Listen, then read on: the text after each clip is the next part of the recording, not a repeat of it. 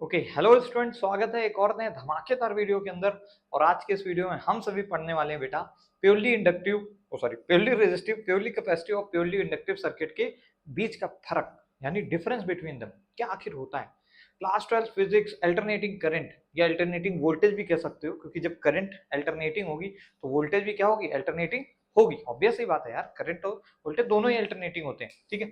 तो यार इसके अंदर फिर ये क्या फर्क बनाता है, बोर्ड्स में यहाँ से क्वेश्चन बहुत ज्यादा पूछता है। और क्वेश्चन क्या पूछता है कि भैया करंट और वोल्टेज के बीच में फेज डिफरेंस क्या होगा, मतलब क्या दोनों सेम फेज में होंगे।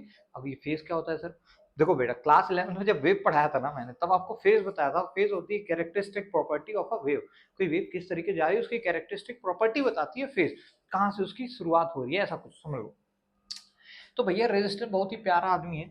रेजिस्टेंस क्या कहता है कि भैया अगर अगर अगर अगर vector phasor vector of potential इधर की ओर है तो इधर ही की ओर फेजर वेक्टर ऑफ करंट भी होगा। और दोनों ही अगर ऐसे एंगल पे हैं तो मतलब उसको ओमेगा टी।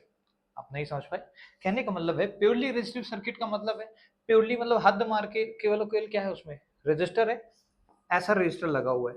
और इस सोर्स हमने क्या दे दिया है, एक एसी सोर्स, बैटरी नहीं लगाई, एक एसी सोर्स से हमने इसको पोटेंशियल दे दिया है such that V equal to V naught sine omega t. तो ये इतना प्यारा सा होता है ना कि रेजिस्टेंस कहता है भैया अच्छा पोटेंशियल मेरा इस फेज में है तो भाई लो करंट को भी ये इसी फेज में रखता है।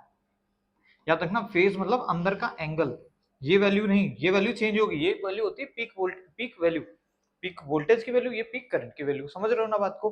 तो फेज सेम होता है, बस यही I and we are in same phase, same phase. Phase मतलब यही जो साइन के अंदर एंगल है। अच्छा प्योरली कैपेसिटिव क्या करता है, सी से कैपेसिटर, और आज के बाद हमेशा याद रखोगे तुम लोग, और नहीं भी चाहोगे तो भी याद रहेगा, सी से कैपेसिटर और सी से करंट।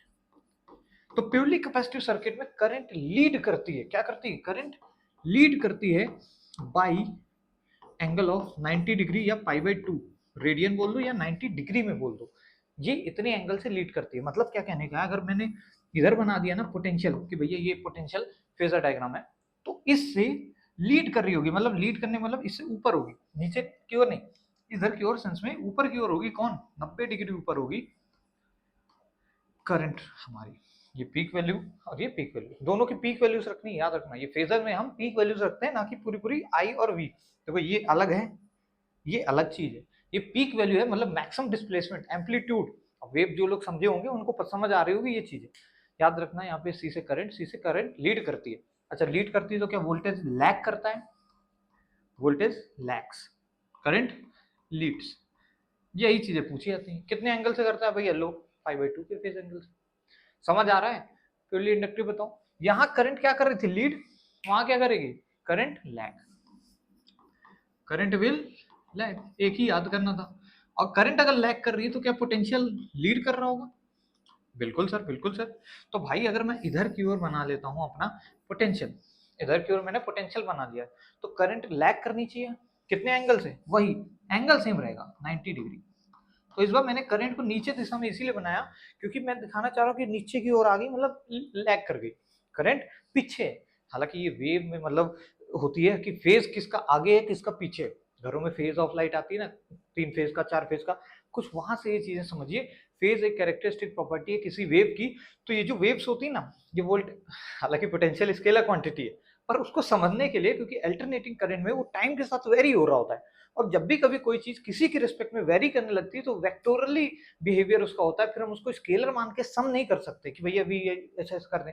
तो हमें फील करना पड़ेगा पोटेंशियल, ऑल्दो स्केलर क्वांटिटी है नो डाउट, पर पोटेंशियल हमें फील करना पड़ेगा क्योंकि एसी के अंदर पोटेंशियल बदलता रहता है, कभी जीरो कभी कुछ, कभी जीरो कभी कुछ। हमें एक मानना पड़ता है अच्छा भाई ये ऐसा ऐसा चेंज हो रहा है, यानी एक वेक्टर इस तरीके बनाया हमने। तो जो भैया जो हमारी पोटेंशियल का जो शुरुआत है ना, और जो हमारी करंट की शुरुआत है, करंट पीछे शुरू करती है, मतलब पहले पोटेंशियल आ जाता है, ये पीछे, ऐसे फीलिंग समझो यार, इसलिए लीड और लैग बोला जा रहा है, और उसको वेक्टोरियली ऐसे कुछ हम दिखा रहे हैं। समझ आया क्या, ये बड़ा इंपॉर्टेंट है बेटा, सी से कैपेसिटर सी से करंट, और लीड करेगी, सी से कैपेसिटर सी से करंट, और करंट लीड करेगी इसमें, तो इसमें करंट लैग करेगी। इसमें अगर करंट लीड कर रही है तो पोटेंशियल इसमें लैग कर रहा है, इसमें क्योंकि करंट लैग कर रही है तो पोटेंशियल लीड कर रहा है इंडक्टिव में। इसमें भैया ये बड़ा प्यारा आदमी, आओ भाई मैं जिस दिशा में तुम्हारा पोटेंशियल आएगा उसी दिशा में करंट को भेज दूंगा, यानी इसमें सेम फेज के अंदर होता है। होप सो कि आपको ये वीडियो पसंद आया होगा। नेक्स्ट वीडियो में हम लोग मिलेंगे, पर ये कंसेप्ट भूलना नहीं है, ये कंसेप्ट मैं फिर से पूछूंगा नेक्स्ट वीडियो में, ठीक है। तो ठीक है, thank you so much for watching, मिलते हैं नेक्स्ट वीडियो में।